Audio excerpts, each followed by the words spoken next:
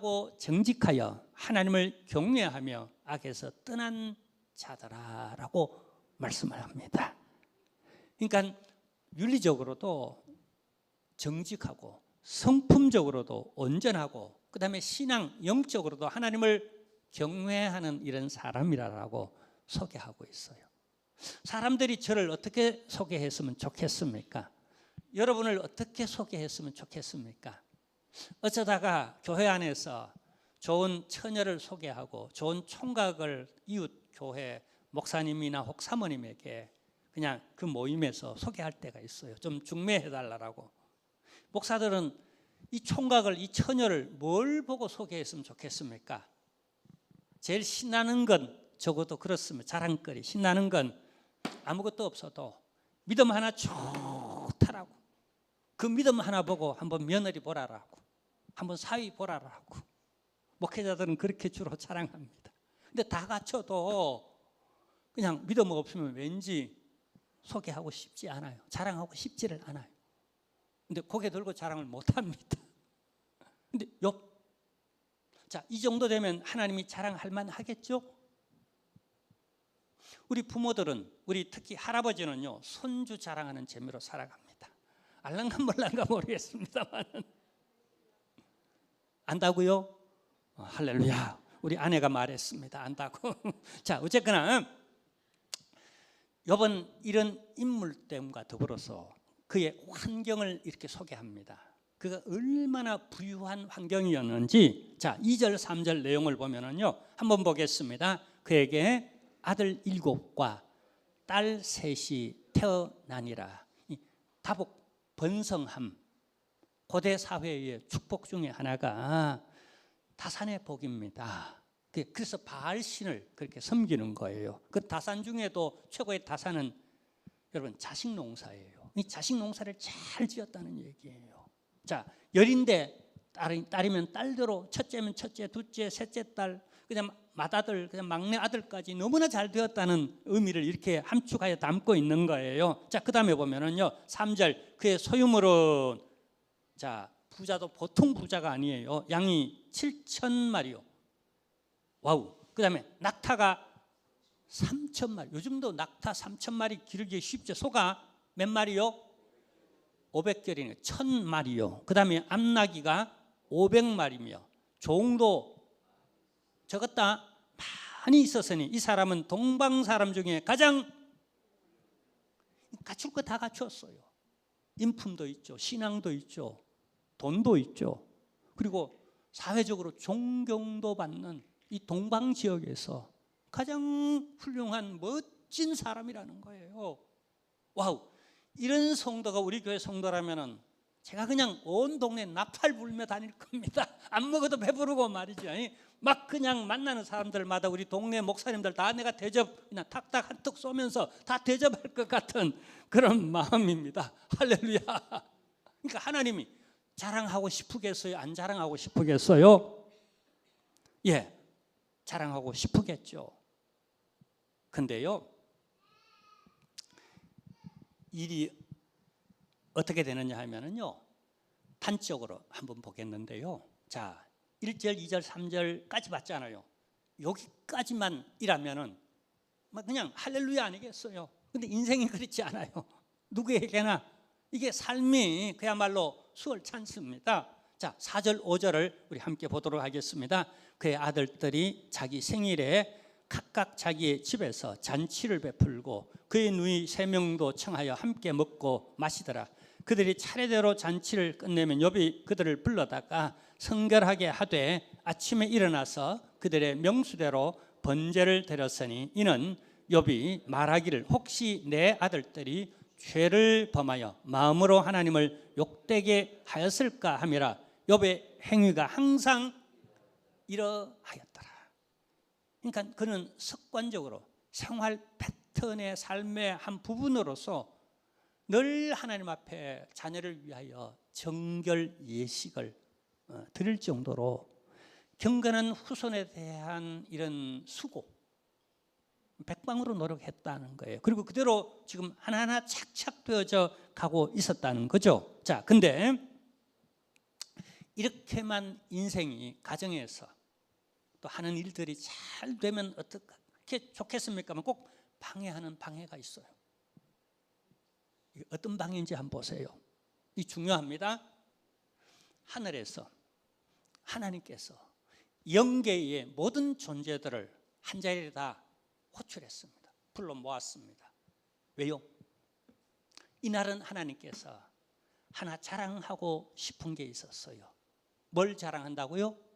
내 성도. 땅에서 경건하게 하나님 앞에 살아가는 한 성도. 하나님은 이 사람을 자랑하고 싶었어요. 하나님도 인격이신 분이시잖아요. 그냥 어떤 때는 나를 믿는다고 하는 사람인데 너무나 큰 죄를 지어서 내가 그냥 귀신들 앞에서 고개를 못 들겠어. 세상 사람들 앞에서 고개를 못 들겠어. 그게 부모의 마음이죠. 근데 어떤 아들은 너무너무 자랑스러워서 온 동네 좀 나팔 불고 싶어. 그게 우리 하나님의 심정을 여러분 이해해야 합니다. 인격자이신 분이세요. 고통스러워할 줄도 알고 미워할 줄도 알고 또 너무나 기뻐할 줄도 아는, 또 자랑하고 싶은.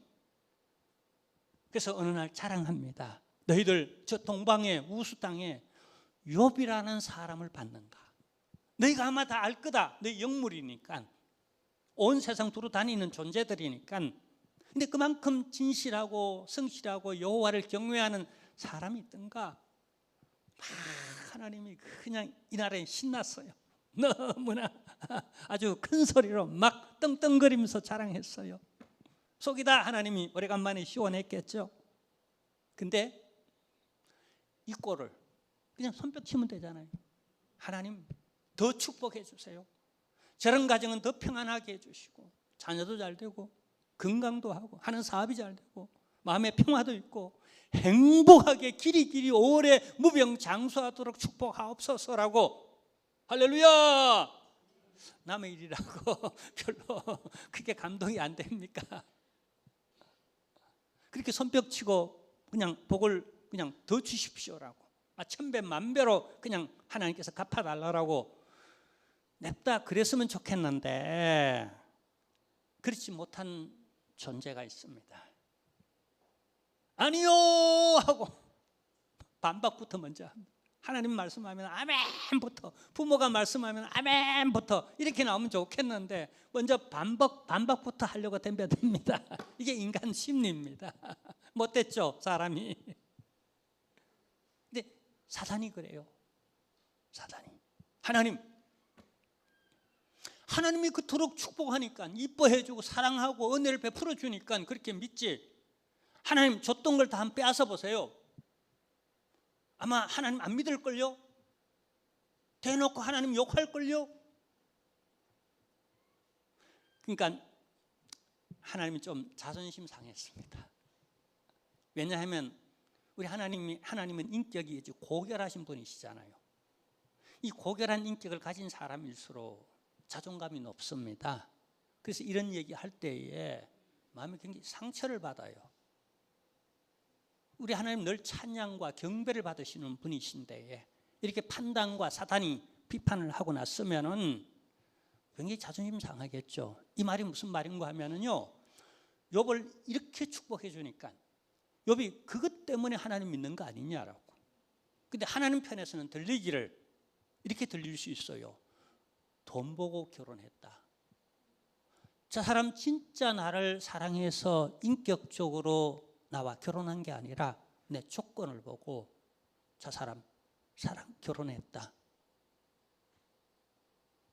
그렇게 기복주의적으로 조건 반사적으로 그렇게 믿어주는 그런 형태의 자존심이 상하는 거예요. 오래간만에 내가 자랑했는데 이렇게 반박해 오니까 하나님이 할 말이 없어졌어. 그래, 그렇다면 좋다.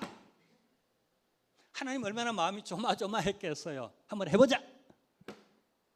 네가 한번 마음껏 한번 해봐라. 틀림없이 그래도 하나님을 믿을 것이다. 사단은 고집부립니다. 끝까지. 아닙니다. 100이면 100. 내가 이제까지 온 땅에 두루 다니며 이렇게 저렇게 쑤시고 다녔는데 다 시험 받았다. 내가 아담 하와도 시험했습니다. 너무 집대다. 보암직하고 먹음직하고 그게 지혜롭게 탐스러울 만하니까 그게 금단의 열매든 뭐든 간에 다 그냥 집어 삼킵니다. 그러니까 욥이라고 별 수가 있겠습니까? 내가 하나님 한번 시험해 보겠습니다. 그래도 시험 들지 않고 여전히 하나님을 믿는지 내가 한번 도전해 보겠습니다. 그러니까 하나님이 알았다. 얼마나 이 알았다 할 때에 조마조마했겠습니까? 다만 너 생명은 못 건든다. 절대 욥의 생명은, 왜냐하면 생명만 붙어 있으면 그 다음이야 뭐 그냥 뭐든 다 할 수 있잖아요. 그죠? 다시 회복시켜 주면 되잖아요. 그러니까 너 생명은 절대 안 돼. 이걸 알아야 됩니다. 한번 따라합시다. 예수 믿는 사람은 죽을까 걱정하는 것이 아니다. 왜냐하면 하나님 지켜주시니까. 또 죽어도 어디 가요? 그러니까 그걸 극복한 사람은요 인생 달관합니다. 엄청 달관합니다. 할렐루야. 자, 그래서 그때부터 역사가 일어납니다. 이제까지 축복의 역사가 저 높은 곳을 향하여 날마다 쌓아져 가고 있었는데 어느 순간부터 이제 하양 곡선을 이제 걷기 시작해서 그게 낭떠러지, 절벽입니다. 하루아침에 쌓는 과정은 참 오랜 시간과 각고의 노력과 또 그런 인고의 고통이 있었겠지만, 그러나 이 떨어지는 순간은 하루아침에 날개 있는 것이, 높이 나르는 것이 추락한다라고 그렇게 욥이 하루아침에 추락을 했는데, 어느 정도까지 추락을 했는가? 자, 여기 보세요. 어느 정도까지 추락을 했는가? 자, 우리 함께 보도록 하겠습니다. 18절에서 19절 말씀입니다. 18절에서 19절 시작. 그가 아직 말하는 동안에 또 한 사람이 와서 이르되 주인의 자녀들이 그들의 맏아들의 집에서 음식을 먹으며 포도주를 마시는데 그친들에서 큰 바람이 와서 집 내 모퉁이를 치매 그 청년들 위에 무너짐으로 그들이 죽었나이다. 나만 홀로 피하였으므로 주인께 아래로 왔나이다 한지라. 어떤 비보의 소식을 듣죠? 그 앞서서 천재지변이 일어나고 또 인재, 강도 떼들이 몰려와서 그 많던 재산 하나도 남기지 않고 홀라당 다 강탈당하고 이래저래 다 하루아침에 없어져 버렸어요. 그리고 10명의 자녀들마저도 한날 한시에 함께 한 집에 모여 있다가 그 집에 그냥 태풍이 들이닥쳐서, 토네이도가 들이닥쳐서 그냥 지붕이 내려앉아서 손주 하나 건지지 못하고 대가 끊어질 판으로 다 죽어버렸어요. 그리고 몸은 만신창이로 병들었어요. 이쯤 되면 어떻게 되죠? 내적으로 갖고 있던 인간 하나님의 형상으로서의 자존감, 그리고 주변에서 덕망 있는 존경 우러러 부러움을 받던 그 사회적 포지션 하며 모든 것이 하나 땅에 떨어지지 아니한 것이 없을 정도로 다 떨어졌어요. 더더군다나 정신적으로 영적으로 저 사람은 하나님의 심판을 받았다라고 하는 인과응보의 논리가 지배하던 당시 사회였습니다. 사단이 그 논리를 들이대요. 하나님이 이렇게 정직하고 열심히 살고 기도하니까 복 주고, 악인들은 하나님이 그냥 이렇게 쳐야 되지 않겠습니까? 근데 하나님이 또 그런 사람을 자꾸 격려하고 축복해 주니까 그 사람이 예수를 잘 믿을 수밖에 없지 않습니까? 라고 하는 이런 논리 하에서 이렇게 저주를 한꺼번에 받는다는 건 누가 보더라도 하나님의 허락 없이는 이런 저주를 받을 수 없어. 이렇게 망할 수가 없는 거예요. 실제로 하나님이 허락했던 거예요. 보이지 않는 세계에서 먼저 어떤 딜이 있었던 거예요. 그리고 그게 나타나는 그 시절을 따라 그 현상적으로 나머지 부분들이 그렇게 나타나는 거예요. 근데 이쯤 되자 그의 아내는 견딜 수 없었어요. 여러분 견디겠습니까? 자녀들이 하루아침에 없어져 버려. 손주들이, 재산이, 내 건강마저도, 내 의마저도 다 없어지는데 이쯤 되면 여러분 어떠하겠습니까? 참고로 제가 이렇게 자꾸 질문하는 이유는 공감입니다. 제 설교의 전반부는 계속 그냥 이런 질문을 합니다. 공감을 형성하기 위해서. 왜냐하면요, 욥이 따로 있는 게 아닙니다. 욥의 이름의 의미가 뭔지 아세요? 한번 따라합시다. 고난받는 자. 우리 가운데에 고난받는 자들이 있다면, 정말 어려운 문제 때문에 가슴 아파해하며 혹은 외로워해하며 혹은 이 문제가 꼭 해결되었으면 좋겠다라고 기도의 소원을 가지고 계시는 분이라면 그 고난받는 자, 그 욥이라는 의미입니다. 다름 아닌 욥이 바로 나예요. 나. 욥이 여기 있는 거예요. 근데 이 정도는 아무것도 아닌 이 욥은 그냥 상상하기조차 예전에는 힘들었던 그런 고난 속에 있어요. 너무나 억울해요. 내가 죄나 지어서 이렇게 됐다면, 내가 어떤 실수를 해서 뭐 이렇게 또 됐다면, 내가 어떻게 무슨 사기를 쳐서 또 혹은 사기를 맞아서 또 이렇더라면 부자가 망해도 뭐 한 3년은 먹고 산다 그러는데, 망해도 보통 처절하게 망한 게 아니에요. 이건 뭐 정신적으로, 영적으로, 또 세상 물질적으로, 사회적으로 볼 때도 이건 정말 뭐 하나 눈꼽만큼도 남는 게 없지. 그래서 아내가, 배우자가 딱 하나 남은 내 재산은 배우자. 이때 부부가 서로 참 신뢰하고 잘해야 되는데 그냥 철저히 무너지다 보니까 아내마저도 의심합니다. 그리고 이 남편에게 도전합니다. 평소에 그렇게 그냥 부부 사이에 의가 좋았는데 근데 이 고난 당해봐야 돼요. 근데 말하기를, 당신 그래도 하나님 믿겠느냐라고. 그래도 당신 하나님께 감사하며 찬양하며 하나님께 예배할 수 있겠느냐라고. 그건 말도 안 되는 미친 짓이다라고. 우리 하나님을 저주하고 하나님을 떠나자라고. 더 이상 교회 나가지 말자라고. 그렇게 남편을 막 항의하고 남편에게 막 대듭니다. 남편이 꿈쩍도 안 하니까 이 아내가 떠나가 버렸어요. 시험 들었던 거죠. 근데 욥의 반응, 이 욥의 반응이 어땠을까? 이게 욥기서의 주제입니다. 그냥 욥이 당한 환난을 짤막하게 1절에서 그냥 한 5, 6절까지 짤막하게, 요 10절 안으로 짤막하게 얘기하고 나머지 그냥 이 욥기서 20몇 장까지 쭉 이제 욥의 그냥 어떻게 회복되어져 가는지 계속 전개가, 갈등을 겪는 전개예요. 무슨 주제로 이렇게 갈등을 겪을까요? 욥기서의 주제는 뭘까요? 욥을 통해서 하나님이 우리에게 전하고자 하는 핵심 메시지는 두 가지가 있는데 뭘까요? 자, 우선 보세요. 여기 이 상황 가운데 욥이 실제적으로 어떤 태도를 하는가, 이런 상황 속에 무슨 고백을 하는가, 이게 진짜 신앙이에요. 평소의 신앙을, 내 신앙도 나도 잘 모를 수가 있어요. 근데 한번 대단한 고통과 극한 상황에 가보면은요, 주야 이게 되더라니까요. 그냥 주여 주여 주여 이렇게 기도하다가 그죠? 하나님과의 거리가 멀어요. 기도하는 순간에도 엄청 하나님과 대화하는데 그 거리가 멀어요.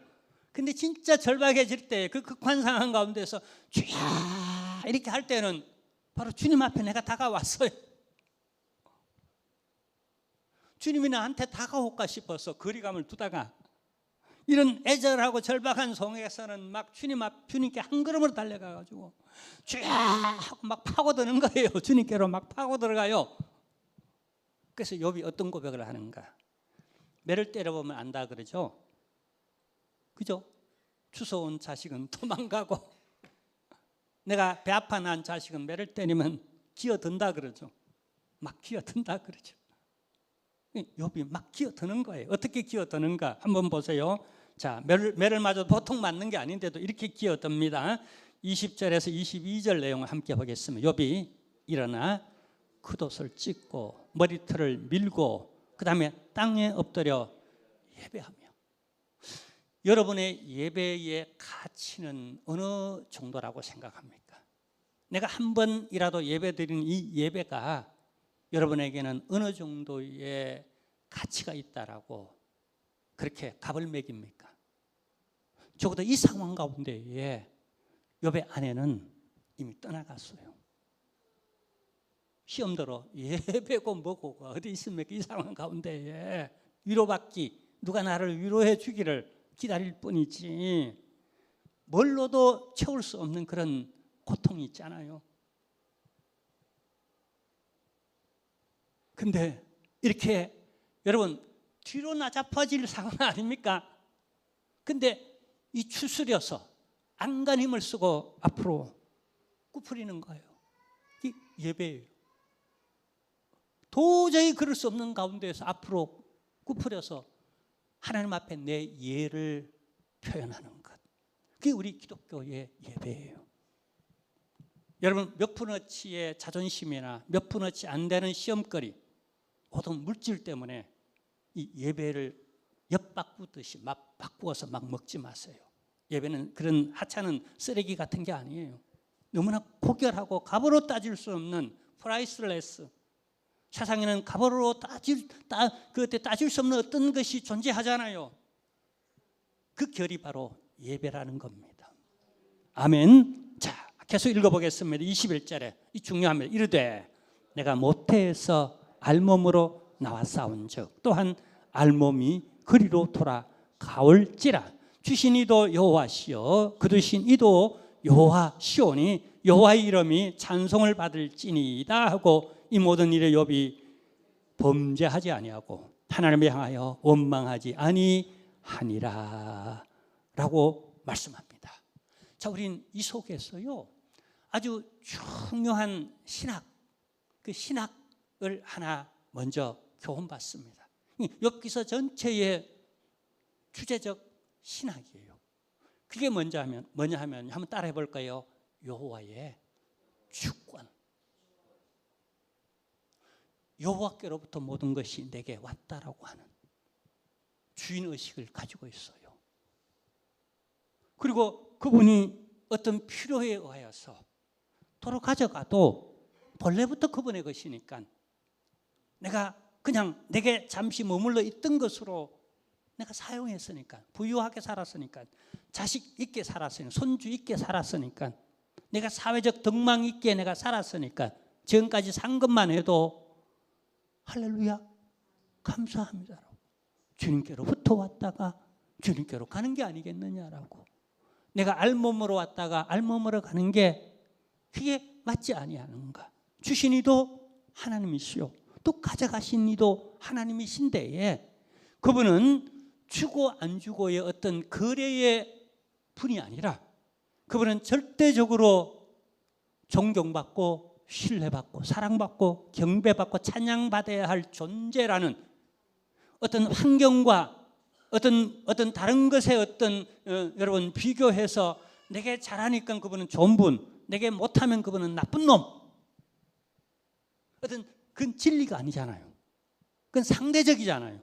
근데 하나님은 절대적 진리의 분이신 줄로 믿으시길 바랍니다. 하나님은 형이하학적으로 혹은 상대적인 분으로 끌어내리면 안 돼요. 우리의 신과는 내가 어떻든지 간에 우리 민족과 나라, 우리 교회와 우리 가정과 여러분 내 건강이 혹은 내 부요가 어떻든지 간에 우리 하나님은 절대 선하신 분이십니다. 그리고 그분은 절대 경배를 받아야 하고 영광과 찬송을 받아야 할 분이라는 거예요.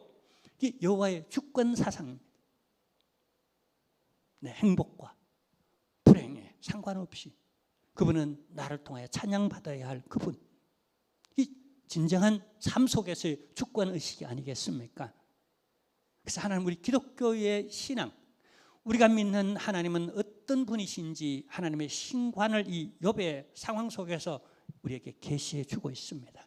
다시 한번 우리 하나님의 형상을 고쳐, 아멘, 바른 정립이 되어지기를, 그리고 그 형상을 우리가 쫓아 닮아가는 하나님의 형상을 우리 속에서 오늘 또 빚어지는 이런 놀라운 은혜만 있기를 주님의 이름으로 축원합니다. 할렐루야. 그다음 두 번째 신학이 여기 있는데 두 번째 주제예요. 그게 뭐냐 하면은요, 이 첫 번째, 두 번째 이 주제가 가장 중요한데 욥기서예요. 두 번째 주제가 뭐냐면 어떤 상황 속에서도 우리 하나님을 신뢰하기입니다. 여러분, 부여할 때도 하나님을 여전히 신뢰해야 하지만 이렇게 찢어지는 가난 속에서도 여전히 하나님을 신뢰해야 된다는 거예요. 지금 이 시험을 사단과 하나님이 우리가 보이지 않는 영적 세계에서 지금 대결을 하고 있어요. 누가 욥이라고요? 우리가 욥이에요. 무슨 얘기죠? 우리가 지금 어떤 저마다의 문제를 안고 살아간다는 거예요. 그래서 이 문제를 놓고 영적 세계 안에서는 하나님과 사단이 대결하는 거예요. 그래도 여전히 하나님을 신뢰하는가? 그래서 여전히 하나님께 소망을 두고 매달리고 기도하면서 하나님이 이루어지실 거야. 주님의 이름으로 기도하면 반드시 언젠가는 하나님의 때에 이루어 주실 거야. 여전히 기도를 포기하지 않고 하나님을 의지하고 믿음을, 비전을 포기하지 않고 소망 가운데 하나님을 기대하고 있는가라고 하는, 하나님 여기에 내 길을 걸고 있고, 그러면 내가 베나더 복을 줄 거다. 욥이잖아요. 욥을 베나더 축복했잖아요. 그런 준비를 해가 있고, 사단은 하나님 보십시오. 내가 한번 자존심 한번 건드려 볼게요. 하나님 보십시오. 내가 한번 그의 건강을 내가 한번 빼앗아 볼게요. 하나님 한번 보세요. 그의 사업을 내가 한번 부도나게 쫄딱망하게 한번 해볼게요. 교회 가서 한번 시험 받도록 내가 한번 해볼게요. 사단은 그냥 잠시라도 틈을 타서 믿는 자라도 두루 삼키려고 하는, 그냥 굶주린 늑대처럼, 사자처럼 삼킬 자를 두루 찾고 있는 거예요. 홀라당 넘어가지 마세요. 승리하시길 바랍니다. 어떤 상황 속에서도 욥처럼 하나님을 신뢰하라, 인내하며 기다리며 소망하며 기도하며 나를 기다리라. 그러면 때가 되면 이루어지리라. 사단이, 여러분 예전에 저도 그랬습니다만은, 이제 설악산 가면 흔들바위가 있죠. 그 흔들바위 그 위에 올라가서 한번 흔들어 봤습니까? 최근에 가서 흔들어 봤습니까? 요즘은 안 흔들어 보죠. 왜요? 안 흔들리니까. 가봤자 가서 막 해봐 안 흔들리니까. 그 밑에 세면도 발라놓고 이렇게 공가놓고 그다음에 세면도 발라놔서 아무리 흔들어도 안 흔들리더라고요. 근데 예전에는 가서 나 혼자 이렇게 흔들어도 흔들리더라고요. 그 흔들리는 게 재미가 있어가지고 그냥 거기 한번 가자, 한번 흔들고 오자. 그래 가서 또 흔들고 내려오고. 그게 뭐죠? 아무리 흔들어도 꼼짝하지 않는 사람은 사단이 별로 흔들지 않습니다. 뭐든 재미가 있어야 하잖아요. 근데 조금 흔들어 보면 흔들리네 하고 흔들면은 사람의 마음이, 여자의 마음은 갈대라요. 제가 노래를 잘 모르겠습니다만은 자꾸 흔들리는 거예요. 이게 문제예요. 그러니까 자꾸 살랑살랑 바람을 불러 일으키는 거예요, 사단이. 그래서 시험거리가 끊임없이 오는 거예요. 근데 극복하고 나면은 그 시험거리는요 지나갑니다. 그 바람은 지나가요. 별로 그냥 대수롭지 않게 지나가요. 근데 그거 올 때마다 걸리는 사람이 있어요. 한 번은 그냥 건너뛰어 버려야 돼요. 한 번은 극복해 버려야 돼요. 그러면 사단이 그 다음에 그 문제로 가서 야, 안 되구나라고, 재미가 없어, 야, 딴 사람, 딴 놈 한번 흔들어 보자라고 그거 가지고 쥐 흔들고 있어요. 지금 사단이 어둠에쯤 돌아다니면서 흔들고 있는지 이깁시다. 욥처럼 이겨냅시다. 할렐루야. 자, 그 다음에요, 친구들과의 지루한, 이제 사실은 대부분의 욥기서의 내용은 지루한 대화를 나눕니다. 친구 세 사람, 엘리바스, 빗단, 소발, 이 친구 세 사람이 신방 왔습니다. 욥이 이렇게 안 됐으니까, 친구니까, 절친이었으니까, 그죠? 그러니까 와보니까 자기들이 생각했던 것보다도 훨씬 더 못한 것 있죠. 못한 것 있죠. 그래서 이들이 무려 7일 동안 더불어 땅바닥에 주저앉아서 함께 금식합니다. 그리고 이 7일간을, 일주일간을 침묵합니다. 극도의 슬픔, 그리고 어떤 말로도 위로할 말을 찾지 못할 때가 있어요. 그럴 때는 그냥 조용히 곁에, 어떤 웅변보다도 그냥 조용히 곁에 함께 있어주는 시간. 7일 동안 친구들이 괜찮죠?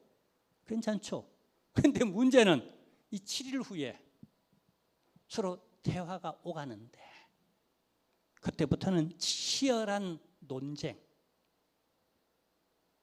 여러분, 그래서 또 하나의 이 욥기서가 우리에게 보여주는 그 인생, 자, 두 가지가 하나님과 관련되어진 신관을 우리에게 또 이렇게 계시해 준다면, 이 세 번째 주제는요, 인간관을 보여줘요. 사람이 무엇인가라고 하는 게 보여줘요. 사람이 무엇일까요? 진짜 친구가 있을까요? 저도 친구 되게 좋아합니다. 또 친구 잘 사귀입니다. 또 친구 찾아가는 걸 굉장히 좋아하고, 또 친구가 찾아오면 언제든지 와 그럽니다. 온다 그러면 언제든지 와, 내가 밥 살게, 뭐 커피 살게. 친구 너무 좋아요. 벌써 친구 온다 그러면 며칠 전부터 마음이 설레요. 할렐루야. 이제 미국에서 친구 한 분 옵니다. 이제 8월 말에 이제 한 달 남았네요. 우리 여기 저기 교회 게스트하우스에서 한 달 계실 거예요. 아주 많은 교제도 하고 많은 얘기를 나눌 거예요. 어쩌면 이 친구가 지금 제 메시지를 들을지도 몰라요. 늘 듣는데요. 그리고 날 보고 미국 한번 오라고 지금 호숫가에 별장도 하나 지어놨어요. 그리고 미국 한번 같이 여행하자고, 그걸 뭐죠? 이렇게 끌고 다니는 그 차 있죠? 캠핑카. 네, 그것도 미국 전역을 한번 다니자고 준비를 해놨어요. 한번 오면 물어보세요. 9월 첫 주에 우리 교회 설교할 겁니다. 주일 낮 예배 때 1, 2부. 제가 그때 필리핀 가서 필리핀 한인교회 선교 큰 집회가 선교하고 나서 그 다음 주간에는 또 필리핀 한인교회에서 제가 설교를 해야 되기 때문에 요청을 받았기 때문에, 그래서 거기서 할 거예요. 우리 그 목사님이 하실 겁니다. 달라스 계시는데 삼성 반도체가 제일로 큰 공장을 갖고 있는 그 미국에서 고 어스틴이라고, 달라스 어스틴 거기에 있는데 지금 거기서 계시는 목사님 오실, 훌륭한 목사님이세요. 근데요, 진정한 그러나 친구가 있을까요? 사람은 왜 친구가 안 되느냐 하면요, 7일 동안 그 슬픔에 공감하려고 실제 또 공감하면서 침묵하면서 함께 같이 땅바닥에 앉아서 금식하면서 애통해야 합니다. 괜찮은 친구들이에요. 이 정도 공감력이 있는 사람이에요. 막 꽉 막힌 공감력이 없는 사람이 아니에요. 근데 이 상황 가운데 서로 대화를 나누는데 그 대화가 지루하게 한번 여러분 그냥 말 트기 시작하니까 아예 말 안 하는 게 낫지, 이 상황에서 그대로 침묵했다라면 얼마나 좋겠습니까만은. 근데 이분들이 너무 어렵고 똑똑한 분이에요. 괜찮은 분이에요. 나름 공부도 많이 하고 존경도 받고 신앙도 깊고 뭔가 도 같은 그런 나이도 지긋한 이런 사람들이에요. 저마다 자기 철학이 있잖아요. 그리고 자기 신앙관이 있고요. 그 다 한마디 할 줄 알아요. 근데 그 한마디가 두 마디가 되고 이게 그냥 터져가지고 설전이 되어졌어요. 정작 욥은 도리어 그 어떤 사람들보다도 이 현실 그 자체보다도, 내가 겪는 지금의 이 환경적 현실 이 자체보다도 한 사람도 나를 이해해 주지 못하는, 나를 받아주지 못하는, 있는 이 모습 이대로 내가 부족하지만은, 내가 다 망했지만은 그냥 이 모습 이대로 그냥 인정해주고 받아주고, 아니면 차라리 말을 하지 말고 그냥 옆에서 그냥 아이고 안 됐다 이 정도로만 하지, 뭐 그리 웅변하려고 그래, 뭐 그렇게 자꾸 가르치려고 그래. 그래서 도리어 이 모든 것들이 설전이 되어서 지난하게 욥기서에 여러분 긴 욥기서가 되는 건 이 쓸데없는 대화 때문에 인생이 더 피곤해지고 길어지는 거예요. 자기들은 네가 꼭 들어야 할 이 어드바이스다라고 말하지만은 이 듣다가 보면 너무 상처난데 더 그냥 핥히는 거죠. 흔대난 데를 더 그냥 빡빡 이게 그냥 핥아주는 것 있죠. 너무 고통스러워. 도저히 견딜 수 없어. 하나님이 또 사단이 이렇게 역사하여 겪는 고통도 힘들지만 내 친구들이, 내 주변에서 내 가족들이, 그런 절친들이 나를 팍팍 긁어대는, 이건 더 아파. 그냥 상처난데 더 고통스러워. 그래서 이 세 번째 주제가요, 결코 사람은 위로의 대상이 아니라는 것. 위로는 그냥 일상적 위로는 옆에서부터 옵니다. 내가 위로해야 할 대상이지, 그것도 쉽게 그냥 함부로 위로하는 게 아니라는 거예요. 오히려 더 긁어서 고통을 주는 거예요. 힘들고 아픈 사람에게. 어떻게 해요? 위로는 어디서부터 와요? 위로부터 내려온다는 사실입니다. 결말이 어떻게 되는가? 욥은 배로 복을 받습니다. 회복되어집니다.